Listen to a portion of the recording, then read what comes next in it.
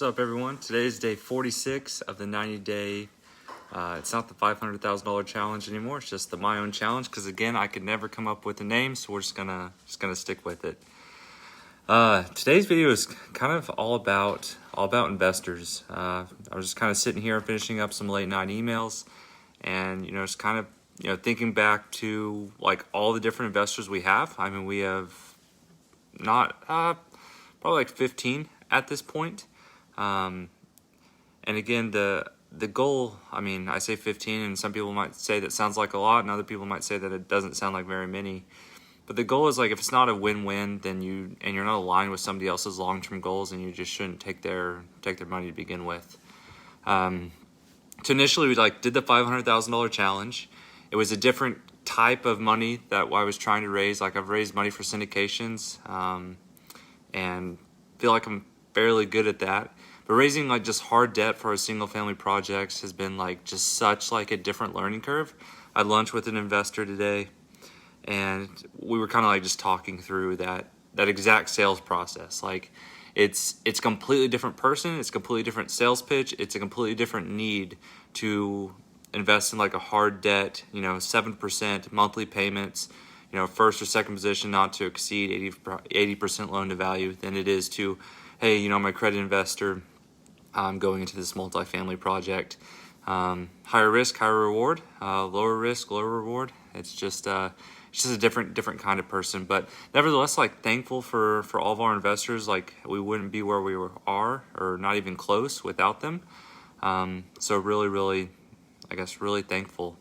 And I was thinking back, so again, it started with the $500,000 challenge, and as of now, even though that's been a few months, we've raised well over that from our investors. It definitely took a little bit, but just the daily, I guess these videos really helped, and just like every day talking about it with somebody that, hey, we're raising money at this percentage, and all of a sudden it just like came in just such like an influx to us. So extremely grateful. And at the same time, I put in the description, like, everything you do, and I say this a lot, needs to be like a win-win, or you just shouldn't do it at all.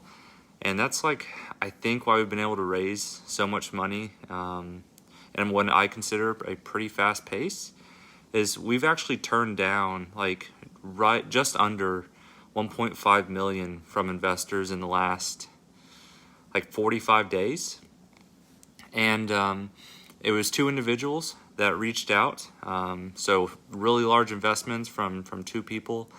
And as much effort as I'm putting into doing this and to raise the money, and like there it is, like there's like what I've been working towards, like if we raise that extra 1.5, like I can really take my foot off the gas. Like, we have enough to do our 10 houses each month. Like, it's not like we really reach like the goal that I put in my head as far as like the amount that we might need, at least for next few months or next year. But sitting down and just talking with these two investors, like, we realized that like it wasn't a win-win, and I realized that one of them in particular might need this money, like, because we do like a 6-month call option where they can request their money back at any time within 6 months.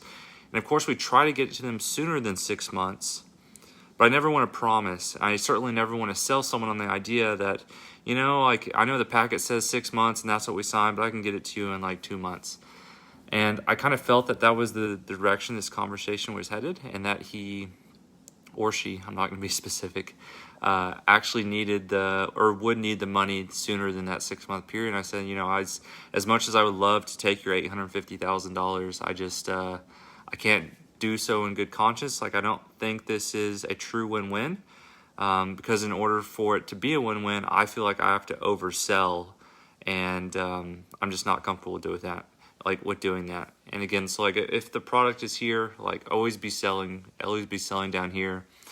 And that's how that's what makes it so easy to over deliver. It's like under promise. Like, it makes it so easy to like exceed expectations, and then people are just blown away. And if you do that with everything, money will just find you. Now you have to find like good deals. Like, that's number one. But once you find the good deals, and you just keep over promising, keep under promising and over delivering, and just like doing exactly what you said you're going to do, like it's going to keep finding you.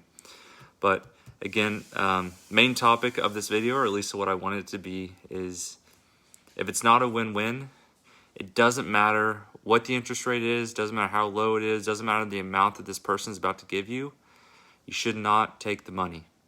It is much better to not do a deal and regret it than do a deal and regret it.